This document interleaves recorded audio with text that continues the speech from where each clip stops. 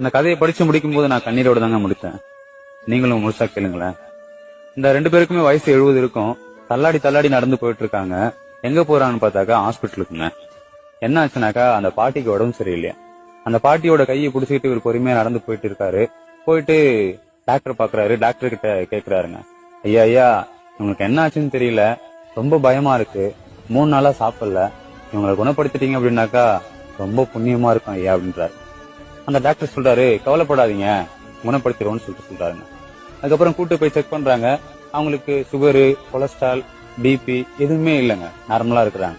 அந்த டாக்டரும் செக் பண்ணிட்டு இப்படிதாங்க சொல்றாரு, அவங்க நார்மலா தான் இருக்காங்க, கவலைப்படாதீங்க, அவங்க ஒழுங்கா சாப்பிடல இல்லையா, அதுக்காக நான் சத்து ஊசியும் டிப்ஸும் போட்டு வர்றேன், அவங்கள கூட்டு போங்க அப்படின்னு சொல்றாரு.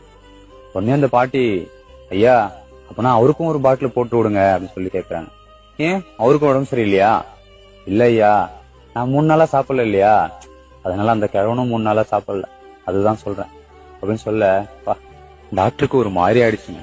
கொஞ்ச நேரம் அந்த தாத்தாவை பார்த்துட்டு, ஏன் இப்படி பண்றீங்கன்னு சொல்லி கேட்க அந்த தாத்தா சொல்றாரு, அவங்க இல்லாட்டி நான் என்னங்க பண்ண போறேன் அப்படின்னு சொல்றாருங்க. இந்த காதல் எந்த வயசுமே